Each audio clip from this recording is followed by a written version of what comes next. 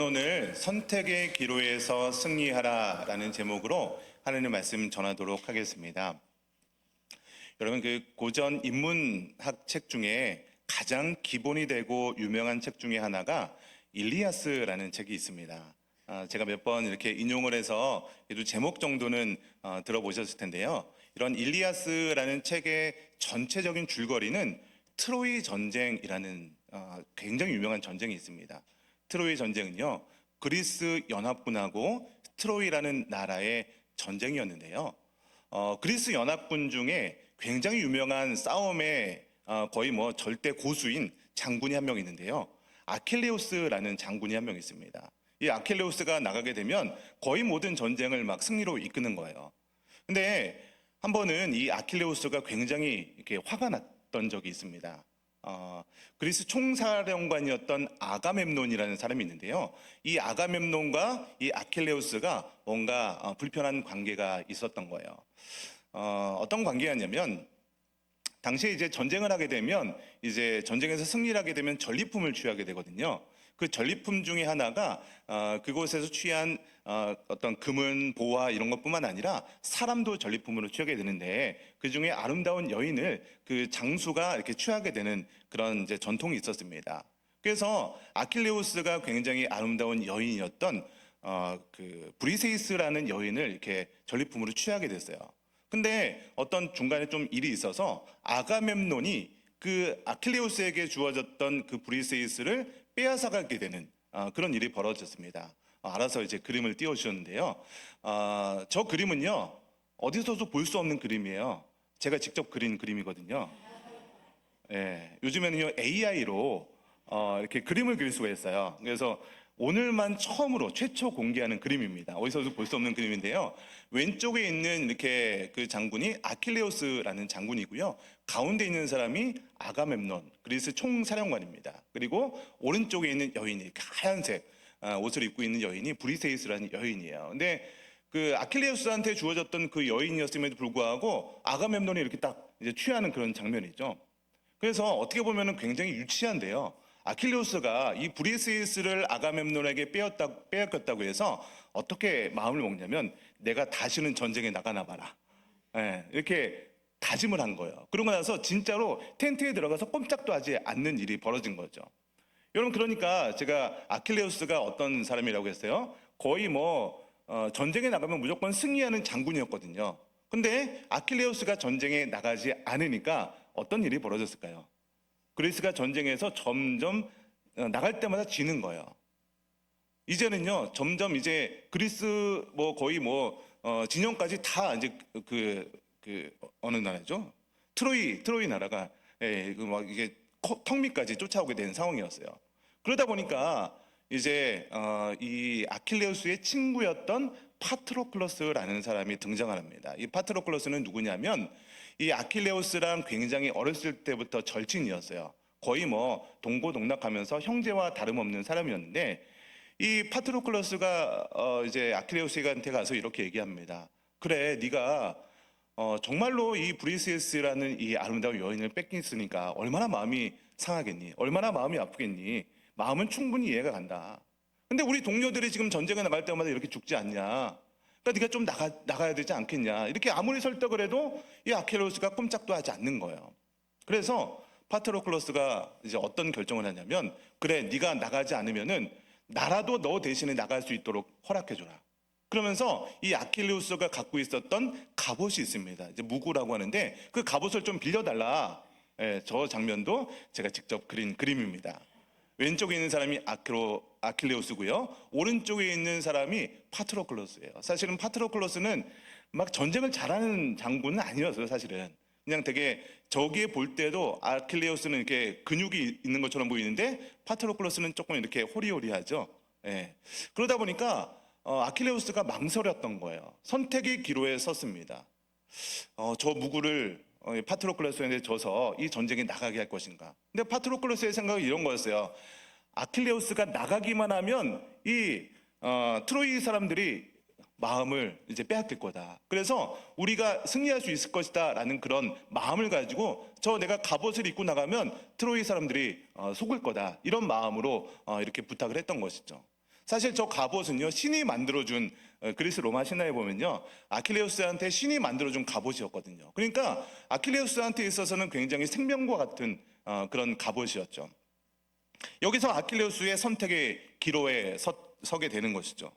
아킬레우스는 사실 아직도 화가 이제 남아 있었던 상황이었어요. 분노가 남아 있었고요, 자존심도 상했습니다. 사실 이 문제는요, 그저 한 여인을 빼앗기고 이런 문제를 넘어서서요, 아킬레우스라는 사람의 어떤 자존심까지 건든 문제였거든요.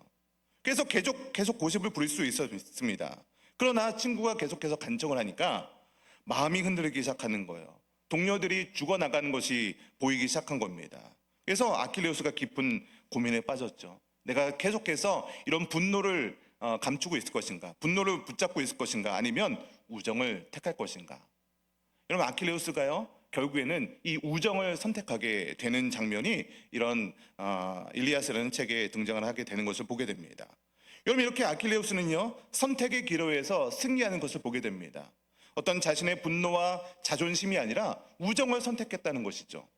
여러분, 이것이 바로 진정한 승리라는 건데요, 오늘 본문의 바울도 이와 마찬가지의 이야기가 등장합니다. 바울도요, 어떤 선택의 기로에 놓여 있는 것이죠. 근데 바울은요, 우정을 넘어서 더 깊은 차원의 사랑을 선택하는 것을 오늘 본문을 통해서 보게 됩니다. 여러분, 오늘 본문 제목이 뭐였죠? 오늘 설교 제목이 뭐죠? 선택의 기로에서 승리하라라는 제목입니다. 여러분, 그렇다면 선택의 기로에서 어떻게 승리할 수 있을까? 첫 번째로요, 사랑으로 선택해야 승리할 수 있다는 것입니다. 오늘 본문에서 바울이 어떤 선택의 기로에 섰는지, 어떻게 사랑으로 승리했는지 본문을 통해서 살펴보기 원하는데요, 우리 본문 22절 말씀 다시 한번 읽어보겠습니다. 시작. 그러나 만일 육신으로 사는 이것이 내 일의 열매일진데 무엇을 택하여야 하는지 나는 알지 못하노라. 여러분, 지금 본문의 바울이요, 굉장히 큰 고민에 하나 빠졌습니다. 그 고민이 뭐냐면, 내가 살아있을 것인지 아니면 죽는 게 나을지. 여러분, 이거 좀 많이 들어보지 않았습니까? 죽느냐 사느냐, 이것이 문제로다. 햄릿이 했던 고민이죠.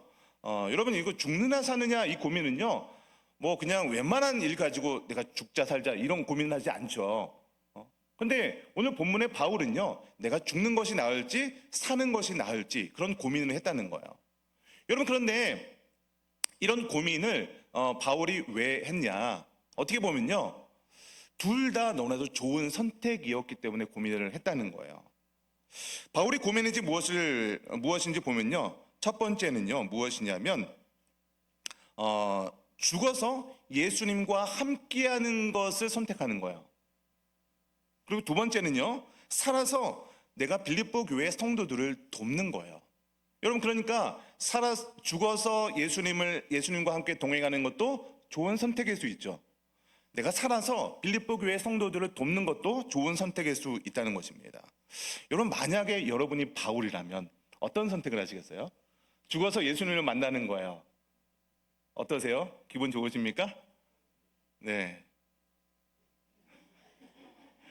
그래도 살아서 내가 조금 고생하더라도 이 땅에서 뭔가 좀 수고의 땀이 있더라도 살아있는 게 나을 수 있겠죠.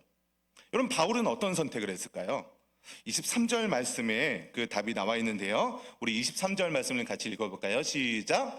내가 그 둘 사이에 끼었으니 차라리 세상을 떠나서 그리스도와 함께 있는 것이 훨씬 더 좋은 일이라 그렇게 하고 싶으나. 여러분, 바울은 뭘 선택했어요? 차라리 세상을 떠나서 그리스도와 함께 있는 것이 훨씬 더 좋은 것이다 라고 생각했다는 거예요. 여러분, 아멘이십니까? 여러분, 어떻게 생각하세요? 여러분, 바울은요, 이것이 훨씬 더 좋은 선택이다, 내가 죽어서 그리스도와 함께 있는 것이 훨씬 더 좋은 선택이다라고 생각을 했다는 거예요. 여러분, 왜 바울이 이런 선택을 했을까요? 여러분, 바울의 인생을 한번 생각해 보세요. 바울이 지금까지 어떤 인생을 살았어요? 엄청 고생했죠. 한마디로 말해서 감옥에도 갔었고요, 매도 40대에 하나 가만 39대 곤장 39대 맞아보셨습니까? 거의 죽기 직전이거든요. 그런 매도 맞아봤죠. 감옥에도 끌려 다녀봤죠. 굶기도 했겠죠. 정말 가진 고초를 다 당했던 사람이 바울이라는 것이에요. 그러니까 이 정도 고생을 한 바울이라면 내가 차라리 죽어서 예수님과 함께 동행하는 것이 낫겠다. 이제 좀 이 세상에서 좀 쉬고 싶다. 그런 마음 들지 않겠습니까? 여러분, 그런데 오늘 본문에서 바울이 얘기하고 있는 내가 차라리 죽어서 그리스도와 함께 있는 것이 좋겠다라고 했을 때 그 의미는 내가 그냥 이 세상이 너무 싫어서 현실 도피형으로 내가 죽고 싶다라고 했던 것이 아니에요. 오늘 본문을 보시면 그리스도와 함께 있는 것이 뭐라고요? 훨씬 더 좋은 것이기 때문에 그냥 내가 지금 이 세상에 사는 것이 너무 힘들고 그냥 이 세상 포기하고 싶어. 현실을 도피하고 싶어. 이런 마음으로 예수님과 함께 동행하는 것이 좋겠다라고 한 것이 아니라 예수님과 함께 있는 것이 훨씬 더 좋은 것이기 때문에 여러분 이것을 믿으십니까? 여러분 우리가 부활신앙이 있고 죽음에 대한 죽음 이후의 세상을 우리가 믿는다면 바울과 같은 고백이 어떻게 보면 맞는 거죠. 아닙니까 여러분? 여러분 그런 신앙이 없으세요? 있으시죠. 있지만 일단은 우리가 살고 있으니까 그거를 담대하게 아멘 이렇게 못하는 것뿐이죠. 그러나 우리는 믿죠. 근데 바울은요 확실히 우리가 예수님과 동행하는 것, 이 땅에 사는 것보다 예수님과 동행해서 있는 것이 훨씬 더 좋겠다라고 생각했다는 거죠. 그런데 다음 절을 보세요. 24절을 한번 같이 읽어보겠습니다. 시작. 내가 육신으로 있는 것이 너희를 위하여 더욱 유익하리라. 이제 좀 마음이 좀 놓여집니다. 굉장히 마음 어려웠죠. 죽는 것이 훨씬 더 좋겠습니까? 라고 물어보니까 대답을 못해요. 근데 너희와 함께 있는 것이 더 유익하니라 라고 말하니까 이제 마음이 좀 놓였어요. 다행입니다. 이분은 오늘 이제 천국 안 가셔도 됩니다. 바울은요 자신의 욕심 때문에, 자신의 욕심으로 인해서는요, 자기를 위해서는요 그냥 예수님 품에 안기는 게 훨씬 더 좋았던 사람이었어요. 그런 믿음과 확신이 있었던 사람이었어요. 근데 바울은요 이 세상의 삶을 보니까, 빌립보 교회 성도들을 보니까, 이 땅의 삶을 보니까 내가 살아서 다른 사람들을 위해서 있는 것이 훨씬 더 유익하겠다라는 결론이 되었던 거예요. 그러니까 나를 위해서는 죽는 게 더 좋을 수 있는데 사랑으로, 사랑의 마음으로 빌립보 교회 성도들을 생각하는 마음을 하니까 내가 살아서 빌립보 교회 성도들을 위해서 사는 것이 훨씬 더 유익하겠다라는 결론이 나왔다는 거예요. 여러분 이것이 바로 바울이라는 목자가 가진 심정이었던 거죠. 이것이 바로 그리스도인의 사랑이라는 것이죠. 그래서 바울은요 선택의 기로에서 사랑을 선택했다는 거예요. 이것이 선택의 기로에서 승리하는 첫 번째 비결이었다면, 선택의 기로에서 승리하는 두 번째 방법은요 복음에 합당하게 사는 것입니다. 복음에 합당하게 사는 것. 바울은요 사랑으로 살기로 결단을 했죠. 그런데 그렇게 단순히 선택만 하는 것이 아닙니다. 하나님의 뜻대로 사는 것이 내가 사는 것이 하나님의 뜻이다라는 확신이 있었다는 거예요. 그럼 25절 말씀을 한번 같이 볼까요? 25절입니다. 시작. 내가 살 것과 함께할 것 확실히 아노니. 오늘 본문을 보면요 바울은 하나님이 자신을 살려두실 것을 확실히, 맨 마지막에 보니까 확실히 아노니라고 되어 있습니다. 그러니까 바울은요 하나님의 마음을 알았다는 거예요. 하나님께서 나를 살려두실 것이다 라는 것을 확실히 알았다고 얘기하고 있습니다. 여러분 그렇다면 하나님이 바울을 살려두시는 그 이유가 무엇인가? 계속해서 25절 말씀을 보니까 너희의 믿음의 진보를 위해서.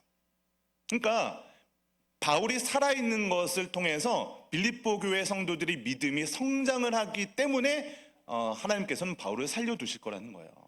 뿐만 아니죠. 계속 보니까 기쁨을 위하여. 바울이 살아있는 것이 죽는 것보다 오히려 빌립보 교회 성도들에게 기쁨을 주기 때문이다. 그리고 마지막 세 번째를 보면 너희 무리와 함께 있게 하기 위해서 하나님께서 바울을 살려두실 것이다 라는 확신을 가졌다는 거예요. 여러분 계속해서 26절도 같이 봤으면 좋겠는데요. 26절 말씀도 한번 읽어볼까요? 시작. 내가 다시 너희와 같이 있으므로 그리스도 예수 안에서 너희의 자랑이 나로 말미암아 풍성하게 하려 함이라. 여러분 여기서 자랑이라는 말을 보세요. 여러분 자랑 언제 하십니까 여러분? 자랑 언제 하세요 여러분? 그래도 뭔가 자랑할 거리가 있을 때 자랑을 하시죠? 나 이번에 다이어트 성공했잖아. 10kg 빠졌어. 우리 아들이 이번에 어디 뭐 대학에 좋은 대학에 들어갔잖아. 우리 딸이 뭐 대기업에 취업했잖아. 이번에 집값이 올랐잖아. 그러면서 내 안에 자랑할 거리가 있을 때 자랑을 하죠. 근데 오늘 본문에서 하는 그 자랑은요, 나 자신의 어떤 자랑할 거리가 있어서 하는 자랑이 아니라는 거예요. 여러분, 자랑할 때 나는 좋은데 자랑하는 이야기를 듣는 상대방은 어떤 마음이 들어요? 축하합니다. 네, 이런 마음이 드시죠? 우리 천산중학교 모든 성도님들은. 저는 그렇게 믿습니다. 근데 가끔 이렇게 웃으시니까 의심이 되기도 하는데요. 그런 건 아니시죠? 근데 세상 사람들은요, 우리 교회 성도님들은 아무도 안 그런데 세상 사람들은요, 어떤 사람이 자랑하면요, 그 자랑하는 소리가 그렇게 달갑게 들리지는 않습니다. 배가 아파요. 교만하다라고 생각할 수 있어요. 근데 오늘 본문에서 말하고 있는 바울이 자랑한다는 것은요, 나 자신을 자랑하는 그 자랑이 아닙니다. 바울은요, 자기 자랑을 위해서 사는 것이 아니라는 거예요. 빌립보 교회 성도들이 예수님 안에서 그 성도들이 내가 살아있음으로 통해서 빌립보 교회 성도들이 자랑할 수 있게 하기 위해서 내가 사는 것이다. 우리 교회도 빌립보 교회, 우리 교회도 이 바울과 같은 선생님 이렇게 말씀을 잘 가르치고 이런 분이 계셔. 이런 어떤 빌립보 교회 성도들이 자랑할 거리가 있게 하기 위해서 지금 자랑하는 것이다. 이렇게 바울이 살아있는 것이다 라고 얘기한다는 거예요. 여러분, 그러면 그렇게 살고 있는 성도들은 어떤 삶을 살아야 할까요? 우리 27절 말씀인데요, 27절의 앞부분만 첫 번째, 두 번째 줄까지만 같이 읽겠습니다. 시작. 오직 너희는 그리스도의 복음에 합당하게 생활하라. 합당하게 생활하라 라고 했을 때 이 생활하라 라는 말이 중요한데요, 이 생활하라라는 단어에 이 헬라어, 우리 신약 성경은 헬라어로 기록되어 있잖아요. 헬라어의 원뜻을 보면요, 어떤 뜻이 담겨 있냐면 시민답게 행동하라라는 의미가 담겨 있습니다. 여러분, 빌립보는요, 당시에 로마의 식민지였어요. 그러다 보니까 이 빌립보 교회의 많은 성도들 중에서요, 로마의 시민권을 가지고 있는 사람들도 있었다는 거죠. 여러분, 식민지에서 로마 시민권을 가지고 있다, 얼마나 큰 혜택이 있겠습니까? 로마라는 나라의 시민권. 여러분, 그러니까 이 시민권을 가지고 있는 사람들로서의 놀라운 혜택이 있는데 이것이 참 귀하다는 것을 빌립보 교회 성도들도 알고 있었다는 거죠. 그러면서 로마 시민권을 갖고 있었던 빌립보 교회 성도들도 있었는데 그 당시에 이 시민권을 갖고 있는 사람들이 얼마나 자랑스러울 거겠어요.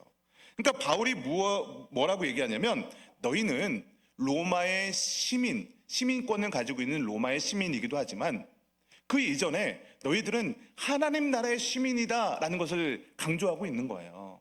그러니까 너희는 로마의 시민권을 갖고 있는 너희들이 세상에 살고 있지만 세상의 방법대로 살 것이 아니라 너희는 그 이전에 로마의 시민이기 이전에 하나님 나라 시민이기 때문에 하나님 나라 백성다운 삶을 살아가야 한다라는 것을 지금 바울이 강조하고 있다는 것이에요. 여러분, 27절 아까 앞부분만 읽었는데요, 그 뒷부분도 27절 뒷부분 같이 한번 읽겠습니다. 셋째 줄부터 읽으면 되겠네요. 시작. 이는 내가 너희에게 보나 떠나 있으나 너희가 한 마음으로 서서 한 뜻으로 복음의 신앙을 위하여 합력하는 것과. 그러니까 이게 무슨 말이냐면요, 바울이 있든지 없든지 동일한 삶을 살아라 라고 이야기하고 있는 거예요. 여러분, 그러니까 요즘 말로 하면요, 어떤 교회 성도들이 목사님이 뭐 1년 동안 이제 안식년, 요즘에는 안식년 뭐 1년씩 이렇게 목사님이 안식년 갖고 있진 않지만 어떤 교회 목사님이 만약에 안식년을 가졌다고 생각해 보세요. 교회 리더십이 떠나 있죠. 그러면 교회가 흔들리지 않는다는 거예요. 담임 목회자가 있으나 없으나 있으나 그런 필요가 없다는 얘기는 아니고요. 네. 동일한 삶을 살아갈 수 있는 그런 이제 시민 의식 있잖아요. 하나님 백성들은요, 어떤 누가 보고 있어서 어떤 말씀을 잘 지키고 예배를 잘 드리고 이런 것이 아니라 어떤 리더가 있으나 없으나 내가 지금 하나님을 바라보면서 신앙생활을 한다라는 것을 강조하고 있는 거고요. 오늘 바울이 강조하고 있는 것도요, 하나님 앞에서 내가 신앙생활하는 복음에 합당한 삶을 살아가는 사람들이야말로 선택의 기로에서 승리하는 사람들이라는 것을 강조하고 있는 것이죠. 마지막 세 번째로요, 선택의 기로에서 승리하는 방법은요, 담대하게 싸우는 것입니다. 첫 번째 방법은 좋은 선택을 하는 거였어요. 사랑으로 선택을 하는 거였죠. 두 번째는요, 복음에 합당한 삶을 살기로 결단하는 거였죠.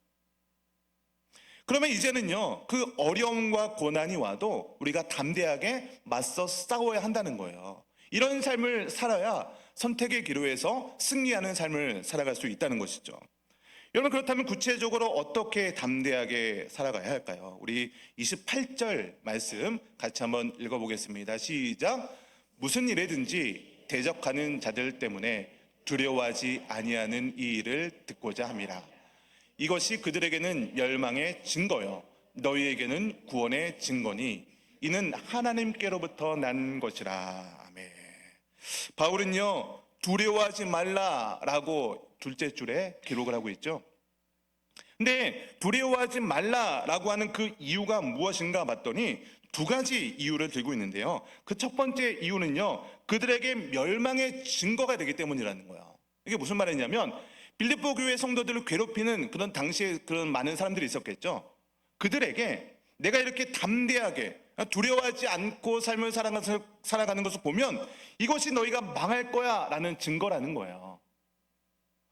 두 번째는요, 너희에게는 구원의 증거니. 빌립보 교회 성도들, 너희에게는 우리가 담대하게 살아가는 것, 두려워하지 않고 살아가는 것이 하나님께서 우리를 구원해 주실 거야 라고 하는 그런 믿음의 증거라는 거예요. 여러분, 그래서 우리가 어려운 상황에서도 담대할 수 있는 이유가 무엇이냐면 하나님께서 우리 편이기 때문이죠.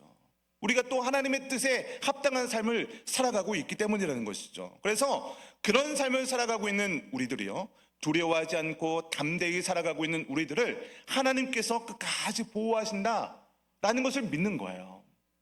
여러분, 그런데요, 우리가 그런 하나님의 약속을 믿음에도 불구하고 우리들의 삶의 현실을 이렇게 바라보다 보면요, 그렇지 않은 일들도 일어나게 되죠. 29절 말씀을 한번 보겠는데요, 같이 읽겠습니다. 시작. 그리스도를 위하여 너희에게 은혜를 주신 것은 다만 그를 믿을 뿐 아니라 또한 그를 위하여 고난도 받게 하려 하심이라. 좀 의미심장한 얘기가 또 나옵니다. 항상 우리가 하나님의 편에서 하나님의 자녀다운 삶을 살아갔을 때 하나님께서 은혜를 주시죠. 예배 가운데 은혜를 주시기도 하고요, 찬양을 통해서 은혜를 주시기도 하고요, 우리가 기도하는 가운데 은혜 주십니다. 근데 항상 우리가 신앙생활할 때 좋은 것, 우리 눈에 보기에 좋은 것, 평탄한 길만 주는 것이 아니라는 거죠. 오늘 말씀을 보니까 그를 위하여 고난도, 우리 별로 안 좋아하는 단어 나왔습니다. 고난도 받게 하려 하심이라. 하나님을 믿어요. 하나님의 약속의 말씀은요, 우리가 하나님의 뜻대로 순종하며 살아가는 사람들에게 좋은 것 주시겠다, 복을 주시겠다라고 약속했는데 은혜만 주는 것이 아니라 고난도 함께 해주신다라고 말씀하고 있다는 거예요. 근데 오늘 본문을 보니까 고난받는 것도 은혜라는 거예요. 다른 말로 하면 우리가 하나님의 백성으로서 고난받는 것이 특권이다라고 얘기하고 있다는 겁니다. 여러분, 이것을요, 세상 사람들은 이해 못합니다. 아니, 어떻게 좋은 일만 있어야지, 교회 다니면 복만 받아야지, 돈도 잘 벌고 건강해야 되고, 그런데 아니, 고난받는 것? 어떻게 그게 은혜야? 고생하는 것이 어떻게 특권이야? 라고 생각할 수 있죠. 여러분, 그러나 우리는 달라야 되죠. 우리가 고난받는 것, 예수님을 위해서 고난받는 건 아닙니까? 예수님을 위해서 고난받는 거예요. 또 예수님과 함께 고난받는 거죠. 뿐만 아닙니다. 예수님도 우리를 위해서 고난을 받으셨죠. 예수님을 위해서 고난받고요, 예수님과 함께 고난받고요, 예수님도 저와 여러분 위해서 고난 받으셨다는 거죠. 여러분, 그런데 우리가 고난받는 것이 어떻게 기쁨이 될 수 있고 은혜가 될 수 있고 특권이 될 수 있겠습니까? 여러분, 이걸 알려면요, 사랑이 뭔지 좀 아셔야 되죠. 우리 소시적에 사랑해 보셨죠? 사랑 안 해서 결혼하신 거 아니죠? 사랑 안 했는데 그냥 예전에는 그랬을 수도 있겠네요. 제가 어르신들 세대는 살아보지 못해서 그냥 맞선 보고 바로 결혼, 이런 분도 계실지 모르겠습니다. 그러나 또 그 안에 사랑이 생겨났겠죠. 제가 어르신들 세대는 제가 감히 뭐라고 말씀을 못 드리겠는데, 그래도 우리가 결혼했을 때, 여기 있는 많은 분들은요, 결혼했을 때 이 남편을 사랑해서 결혼했잖아요. 썼었잖아요. 네. 근데 그 사랑하는 남편을 위해서 고난받는 것, 그 남편을 위해서, 부인을 위해서 희생하는 건 그게 고난입니까? 여러분, 이거 좀 안 그럴 수도 있어서 좀 바꿔야겠어요. 자녀를 위해서. 자녀면 좀 상황이 좀 달라지는 것 같아요. 혹은 손자, 손녀를 위해서. 네. 내 아들이, 내 딸이 고난당하는데 내가 대신 아팠으면 좋겠다, 그런 마음이 드시죠? 이거는 좀 동의하시는 것 같아요. 할아버지 할머니가, 내 손자 손녀가 막 밤에 열이 막 39도 40도까지 올라요. 얼마나 애가 닳습니까? 내가 대신 아팠으면 좋겠다, 그런 마음 들지 않습니까? 네? 가족이니까, 내 피부치니까, 내 딸이고 내 아들이니까, 내 손주 손녀니까 그런 마음이 들잖아요. 그렇죠? 그렇게 얘기하면 은혜죠. 그렇게 하면 특권이 되겠죠. 여러분, 오늘 본문의 말씀도 이와 같다는 겁니다. 부모가 자녀를 위해서 고생하는 것이 고생이 아니라 사랑이기 때문에 그것이 은혜가 될 수 있고 특권이 될 수 있다는 것이죠. 우리 30절 말씀도 같이 한번 봤으면 좋겠는데요. 같이 읽겠습니다. 시작. 너희에게도 그와 같은 싸움이 있으니 너희가 내 안에서 본 바여 이제도 내 안에서 듣는 바니라. 그럼 오늘 본문에서 30절에서 얘기하고 있는 것은 무엇이냐면, 바울이 빌립보 교회 성도들과 같은 싸움을 하고 있다는 거예요. 함께 싸움을 하고 있다는 것이죠. 그러니까 성도들이 너희들 혼자 알아서 싸워, 알아서 승리해 라고 하는 것이 아니라, 바울도 빌립보 교회 성도들도 같은 싸움을 하고 있다는 거예요. 이것이 복음을 위한 싸움이죠. 혼자 싸우는 것이 아니라는 거예요. 함께 싸우는 거죠. 바울도 고생하고 빌립보 교회 성도들도 같은 목적을 위해서 함께 싸울 수 있다는 것이죠. 그럼 이것이 바로 믿음의 공동체 아닙니까? 그럼 우리가 왜 이렇게 구역별로 모여서 서로를 위해서 기도합니까? 왜 온가족 캠프를 위해서 서로 내 일도 아닐 수도 있어요. 또 여기 보면요, 온가족 캠프 참여하지 못하시는 분도 있을 수 있습니다. 그런데 왜 우리가 112 기도로 공동체를 위해서 기도합니까? 우리가 한 뜻과 한 목적을 위해서 온 교회가 공동체로서 하나가 되었기 때문에, 그리스도를 머리로 하고 우리는 그에 연결된 지체죠. 한 몸 이루었기 때문에 우리는 서로를 위해서 같이 싸우고 한 목적을 위해서 서로를 위해서 기도해 주는 겁니다.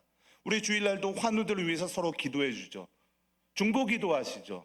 왜 그렇습니까? 내 자녀이기 때문에, 내 가족이기 때문에. 우리는 한 가족이에요.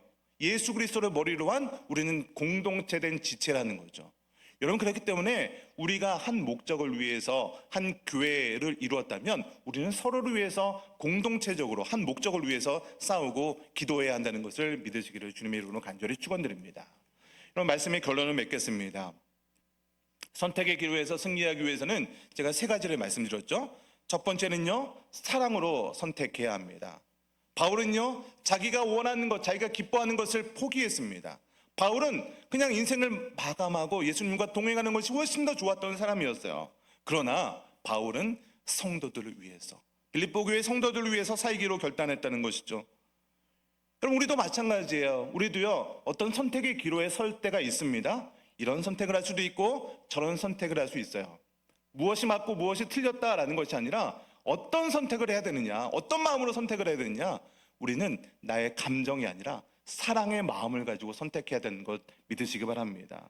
내가 원하는 것보다 다른 사람을 위해서 사랑의 마음을 가지고 선택할 때 그 선택의 기로에서 승리할 수 있을 줄 믿으시기 바랍니다.